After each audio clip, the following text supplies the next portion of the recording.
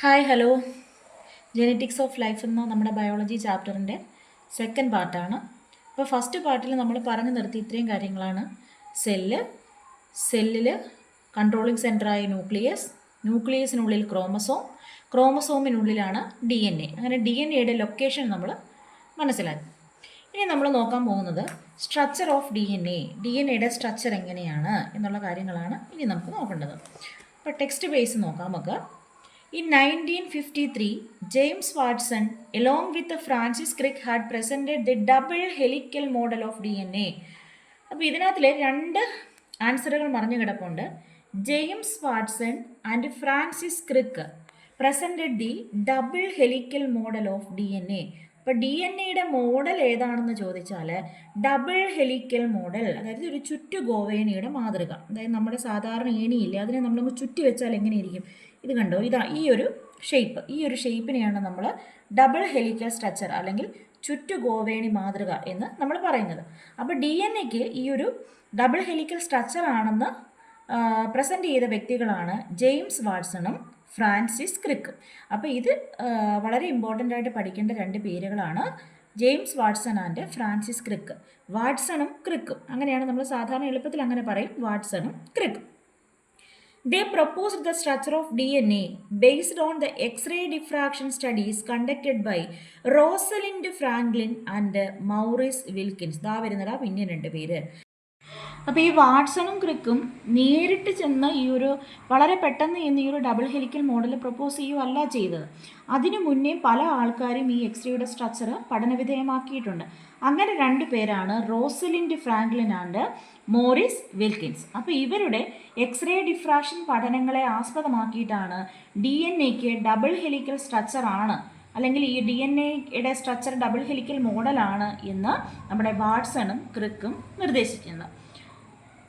The crucial information that leads to this discovery was obtained from the famous Photo 51, an X-ray diffraction image of DNA taken by Rosalind Franklin. അവിടെ Rosalind ഫ്രാങ്ക്ലിൻ്റെ പേര് നമുക്ക് എടുത്തു പറഞ്ഞേ പറ്റത്തുള്ളൂ അല്ലേ. Rosalind Franklin എടുത്ത DNAയുടെ x-ray diffraction ചിത്രങ്ങളിൽ ഏറ്റവും പ്രശസ്തമായ ഒന്നാണ് ഫോട്ടോ 51. അപ്പോൾ ഈ ചിത്രങ്ങളിൽ നിന്നാണ് നമ്മുടെ വാട്സണും ക്രിക്കിനും നിർണായകമായിട്ടുള്ള വിവരങ്ങൾ ലഭിച്ചത്. Rosalind Franklin passed away at the age of 37 in 1958. 1958 37 വയസ്സായപ്പോഴത്തേക്കിനും റോസലിൻഡ് ഫ്രാങ്ക്ലിൻ അന്തരിച്ചു. James Watson, Francis Crick and Maurice Wilkins were awarded the Nobel Prize in medicine in 1962 for their contributions on the discovery of double helix model of DNA. ബാക്കിയുള്ള മൂന്ന് പേര് ആരൊക്കെയാണ്? James Watson, Francis Crick, Maurice Wilkins. ഇവർക്ക് മൂന്ന് പേർക്കും 1962 മെഡിസിനിൽ Nobel prize കിട്ടി. അപ്പോൾ എന്തിനാണ് കിട്ടിയെന്ന് അറിയാമോ? നമ്മുടെ ഈ ഒരു DNAയുടെ ചുറ്റുഗോവേണി മാതൃക അല്ലെങ്കിൽ DNAയുടെ ഡബിൾ ഹെലിക്കൽ സ്ട്രക്ചർ പ്രപ്പോസ് ചെയ്തതിനാണ് ഇവർക്ക് മൂന്ന് പേർക്കും നോബൽ പ്രൈസ് കിട്ടിയത്. അതിനു മുന്നേ തന്നെ 37ാമത്തെ വയസ്സിൽ റോസലിൻഡ് ഫ്രാങ്ക്ലിൻ അന്തരിച്ചു. അപ്പം കാരണം ഈ എക്സ്റേ പഠനങ്ങളൊക്കെ ആയിരുന്നല്ലോ പുള്ളിക്കാരിയുടെ മേഖല എന്ന് പറയുന്നത്. അങ്ങനെ 37ാമത്തെ വയസ്സിൽ റോസലിൻഡ് ഫ്രാങ്ക്ലിൻ അന്തരിച്ചു. അപ്പോൾ ഈ 4 സയൻറ്റിസ്റ്റുകളുടെ പേര് നമ്മൾ വീണ്ടും ഓർക്കണം. അവരുടെ ഫോട്ടോസ് നമ്മുടെ ടെക്സ്റ്റ് ബുക്കിൽ കൊടുത്തിട്ടുണ്ട്. Rosalind Franklin, Maurice Wilkins, Francis Crick, James Watson. അപ്പോൾ വാട്സണും ക്രിക്കുമാണ് DNAയുടെ സ്ട്രക്ചർ പ്രപ്പോസ് ചെയ്തത്. ഡബിൾ ഹെലിക്കൽ മോഡലാണ്, ചുറ്റുഗോവേണി മാതൃകയാണെന്ന് പറഞ്ഞത്. അതിന് കാരണമായ എക്സ്റേ ഡിഫ്രാക്ഷൻ പരീക്ഷണങ്ങൾ നടത്തിയത് മോറിസ് വിൽക്കിനും റോസലിൻഡ് ഫ്രാങ്ക്ലിനുമാണ്. റോസലിൻഡ് ഫ്രാങ്ക്ലിൻ എടുത്ത ഫോട്ടോ 51 എന്ന് പറയുന്ന പ്രശസ്തമായ ചിത്രമാണ് ഈ വാട്സണെയും ക്രിക്കിനെയും DNAയുടെ മോഡൽ കണ്ടെത്താൻ സഹായിച്ചത്. ഇനി നമുക്ക് DNAയുടെ സ്ട്രക്ചർ ഡീറ്റെയിൽ ആയിട്ടൊന്ന് നോക്കാം. ഇതാണ് DNAയുടെ ഡബിൾ ഹെലിക്കൽ സ്ട്രക്ചർ. അത് കുറച്ച് ഡീറ്റെയിൽ ആയിട്ട് ഇതാണ്ട് ഇവിടെ അവർ ചിത്രീകരിച്ചിട്ടുണ്ട്. ന്യൂക്ലിയോടൈഡ് പുതിയ വേർഡാണ്. ഇതുവരെ നിങ്ങൾ പഠിച്ച സയൻസ് പുസ്തകങ്ങളിലൊന്നും നിങ്ങൾ പഠിച്ചിട്ടില്ല. Nucleotide, the basic building block of DNAയുടെ ബിൽഡിംഗ് ബ്ലോക്ക്, DNAയുടെ അടിസ്ഥാന നിർമ്മാണ ഘടകമാണ് ന്യൂക്ലിയോടൈഡുകൾ. പുതിയ വേർഡാണ്. Each nucleotide is composed of a deoxyribose sugar A phosphate group and A nitrogen base. ഈ ന്യൂക്ലിയോടൈഡ് എന്ന് പറയുന്നത് എന്തൊക്കെ ചേർന്നതാണെന്ന് അറിയാമോ?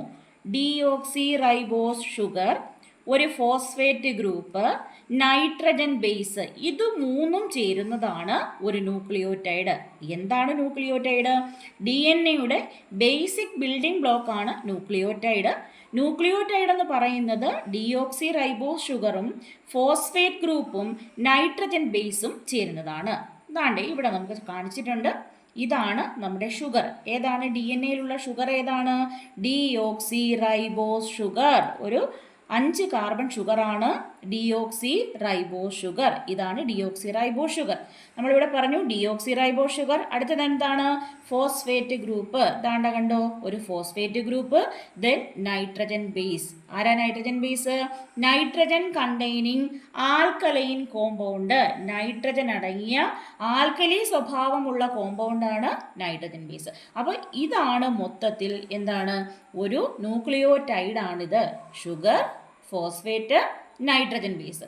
അപ്പോൾ ഇങ്ങനെയുള്ള ന്യൂക്ലിയോടൈഡുകളാണ് ഡി എൻ എയുടെ ബിൽഡിംഗ് ബ്ലോക്ക് എന്ന് പറയുന്നത്. അതായത് ഇങ്ങനെയുള്ള ന്യൂക്ലിയോടൈഡുകൾ ചേർത്ത് വെച്ചിട്ടാണ് ഡി എൻ എയുടെ സ്ട്രാൻഡുകൾ ഉണ്ടാക്കിയിരിക്കുന്നത്.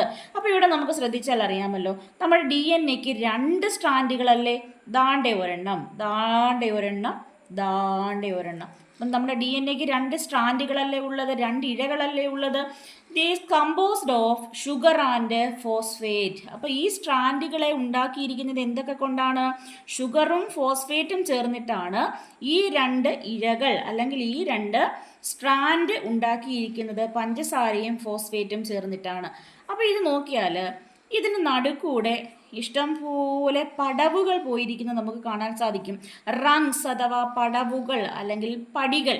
ഈ പടികൾ ഉണ്ടാക്കിയിരിക്കുന്നത് എന്തുകൊണ്ടാണെന്ന് കണ്ടോ? നൈട്രജൻ ബേസുകൾ ചേർത്തിട്ടാണ് ഈ റങ്സ് ഫോം ചെയ്തിരിക്കുന്നത്. എന്താണ്? റങ്സ്. പുതിയ വാക്കാണ് റങ്സ്. പടവുകൾ, പടികൾ. ആരൊക്കെയാണ് ഡി എൻ എയിലുള്ള നൈട്രജൻ ബേസുകൾ? ഇമ്പോർട്ടൻ്റ് ആയിട്ട് പഠിച്ചിരിക്കണം. Adenine, thymine, guanine, cytosine. Adenine, thymine, guanine, cytosine.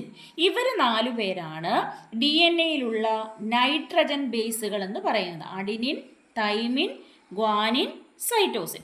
ഇനി ഇവിടെ നോക്കിക്കേ, ഇവിടെ ഡി എൻ എയുടെ ഈ 2 പടവുകൾ നിർമ്മിച്ചിരിക്കുന്നത് നൈട്രജൻ ബേസുകൾ തമ്മിൽ ജോഡി ചേർന്നിട്ടല്ലേ, പെയറായിട്ടല്ലേ.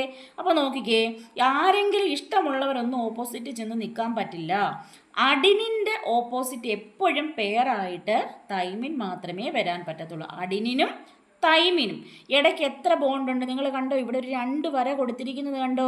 അപ്പോൾ അഡിനിനും തൈമിനും ഇടയ്ക്കുള്ളത് ഡബിൾ ബോണ്ടാണ്. ഹൈഡ്രജൻ ബോണ്ടാണ്, പക്ഷേ ഡബിൾ ബോണ്ടാണ്. കണ്ടോ? 2 വര കാണിച്ചിരിക്കുന്നത് കണ്ടോ? ദെൻ സൈറ്റോസിൻ്റെ കൂടെ എപ്പോഴും ഗ്വാനിനെ വരത്തുള്ളൂ. സൈറ്റോസിൻ്റെ കൂടെ ഗ്വാനിൻ അല്ലെങ്കിൽ ഗ്വാനിൻ്റെ കൂടെ സൈറ്റോസിൻ. ഇടയ്ക്കുള്ളത് ട്രിപ്പിൾ ബോണ്ടാണ്. 3 വര കാണിച്ചിരിക്കുന്നത് കണ്ടോ? അപ്പോൾ ഇടയ്ക്കുള്ളത് ട്രിപ്പിൾ ബോണ്ട്.